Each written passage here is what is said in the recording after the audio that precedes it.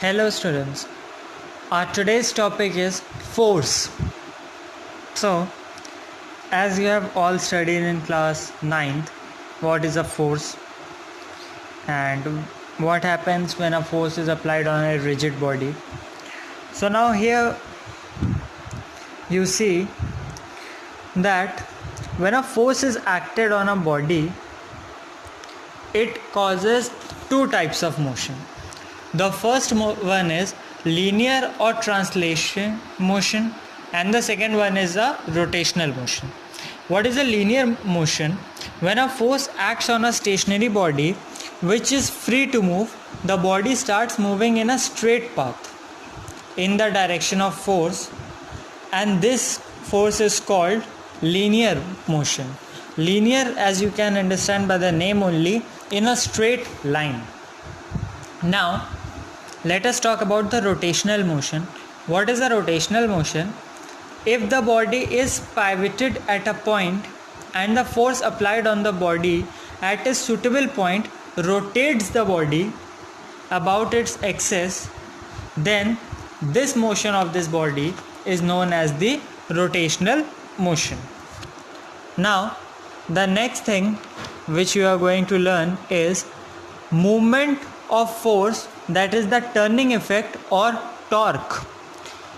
So what is torque?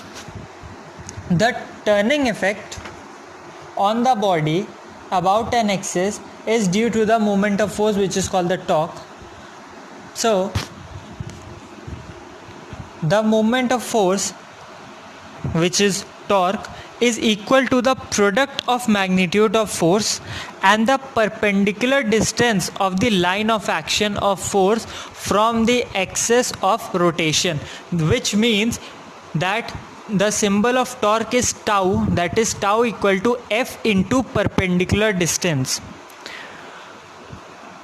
Now, what are the factors which affect the turning of a body? And you must know these factors because it is important. The first one is the magnitude of force applied. Magnitude is nothing, it is the amount of force applied, you can also say, and the distance of line of action of force from the axis, which means your perpendicular distance again. So these are the two factors which depends. That's why we get this formula, that is tau equal to F into perpendicular distance, that is tau equal to F into d, small d sometimes. Now there are two types of movement. One is clockwise and the other is anti-clockwise. So if the force applied on a body makes the body turn in anti-clockwise movement, anti-clockwise direction, then this is known as anti-clockwise movement. And if the force applied on the body makes the body turn in clockwise direction, then this is known as clockwise movement. And for numerical purpose, the anti-clockwise movement is taken as positive, whereas the clockwise movement is taken as negative.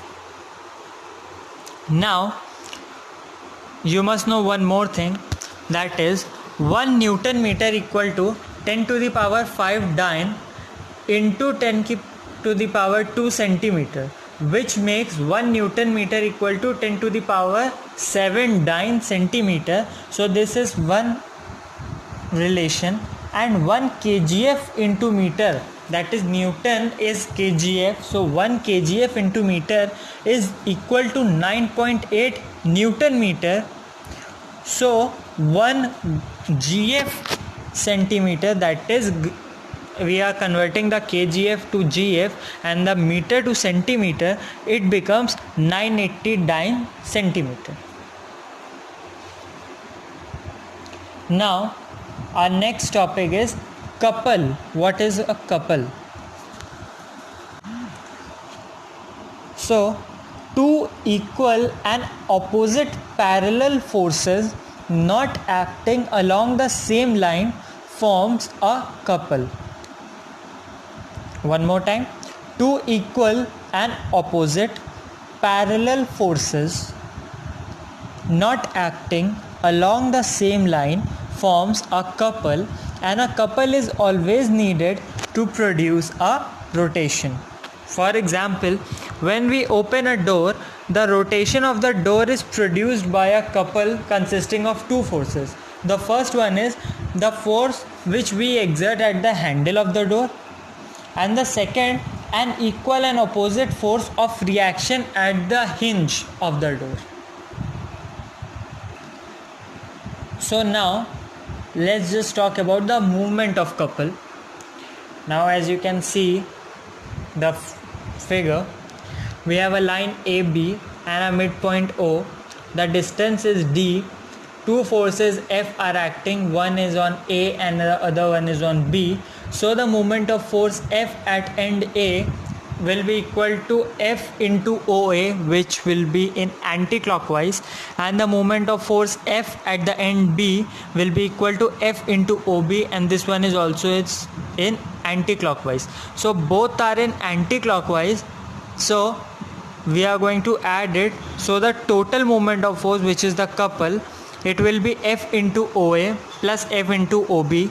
If you are taking the F common, it makes F into OA plus OB, and now you can see OA plus OB, it becomes the whole complete line AB. The whole complete line AB is equal to the distance D, so which makes total moment of couple, that is moment of couple, again we can say it is tau, so it is F into D. And I told you earlier also, we have a formula tau equal to F into D on the turning effect. Now our next topic is equilibrium of bodies. What is equilibrium? So when a number of forces acting on a body produces no change means if the body is in state of rest, it will remain in state of rest, and if it is in state of motion, it will remain in state of motion, then the body is said to be in equilibrium. Suppose if we have a table and a table is being pushed 10 Newton on its left side and 10 Newton on the right side, so we are applying force on the body, but still the position of that table is going to remain same, that is constant. So we can say that the body is in state of equilibrium. Now there are two types of equilibrium. One is static or dynamic equilibrium.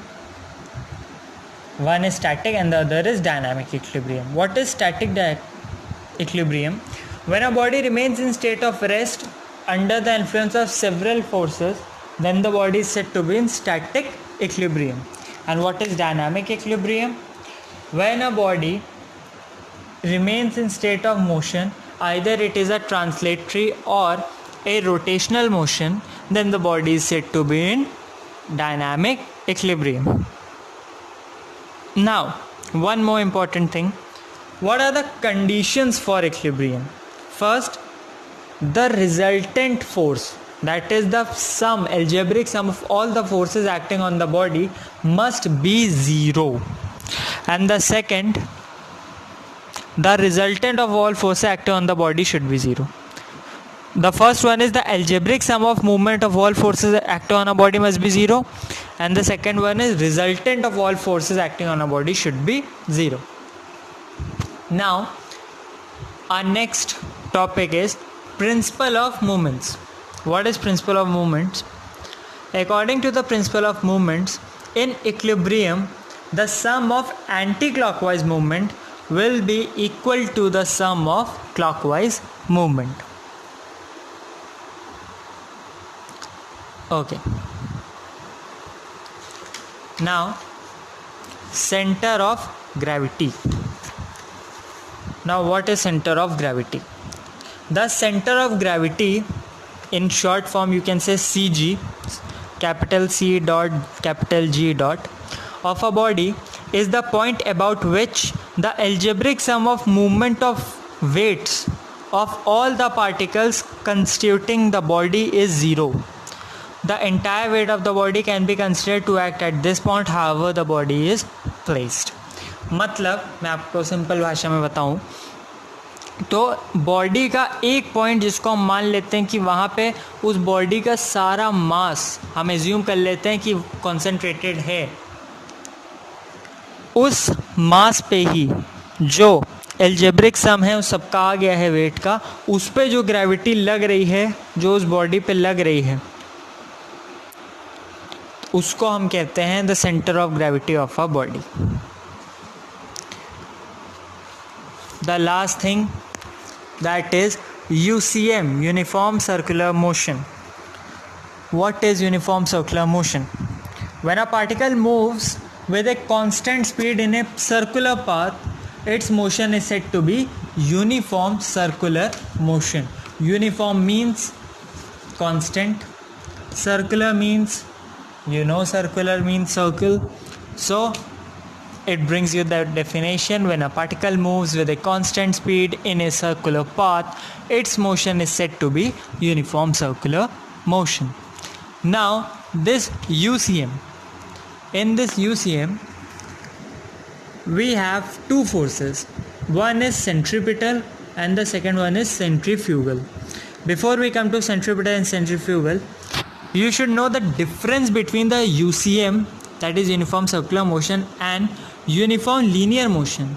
So in linear motion, the speed and velocity are constant and the acceleration is zero, while in UCM the velocity is variable. Different points have different directions for velocity. Now let's just talk about centripetal and centrifugal forces. In centripetal force, when a force acting on a body moves the body towards the center of the circular path, then it is centripetal force. And in centrifugal, a force acting on a body moves the body away from the center of the circular path is called centrifugal force. So that's it, students. Your first chapter is over. Hope you enjoyed this chapter. Any queries you can ask in the comment section. Subscribe to the channel, like the video, and thank you for watching.